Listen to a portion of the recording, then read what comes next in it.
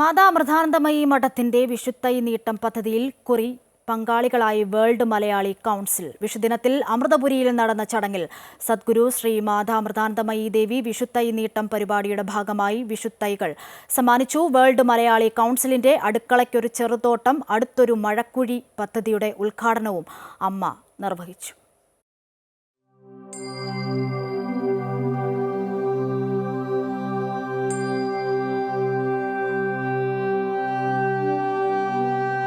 പ്രകൃതി സംരക്ഷണം ഉറപ്പാക്കാനും ലോകത്തെ ഒന്നായി ചേർത്തുപിടിക്കാനും അമ്മ വിഭാവനം ചെയ്ത പദ്ധതിയാണ് വിഷുത്തൈ നീട്ടം. വിഷുത്തൈ നീട്ടത്തിനൊപ്പം മണ്ണിലേക്ക് ഒരു വൃക്ഷത്തൈയും എന്നതാണ് പദ്ധതി.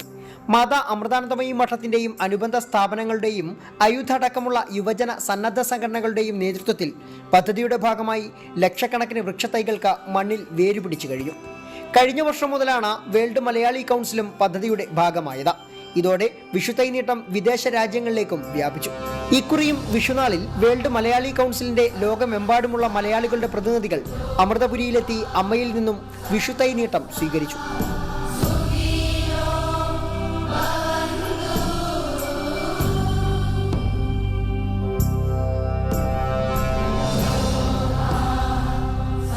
ചടങ്ങിൽ വേൾഡ് മലയാളി കൗൺസിൽ ഭാരവാഹികൾ അമ്മയെ ഹാരമണിയിച്ച് ആദരിച്ചു.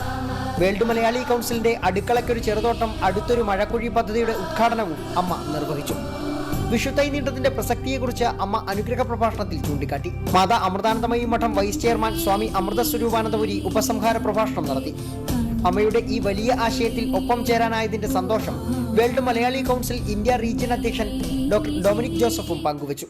ഇന്ന് നമ്മുടെ ഈ ദേശം ഉണങ്ങി വരണ്ട് നശിക്കുന്ന ഒരു കാലാവസ്ഥയാണ് നാം ഇപ്പോൾ കണ്ടുവരുന്നത്.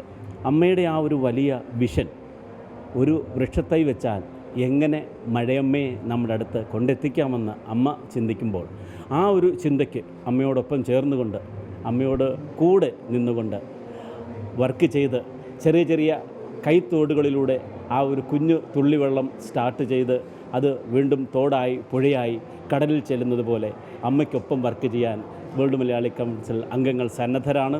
തുടർന്ന് നടന്ന ഭജനയ്ക്കും സത്സംഗിനും ശേഷം അമ്മയുടെ ദർശനവും ഉണ്ടായിരുന്നു. അമൃത ന്യൂസ്, കൊല്ലം.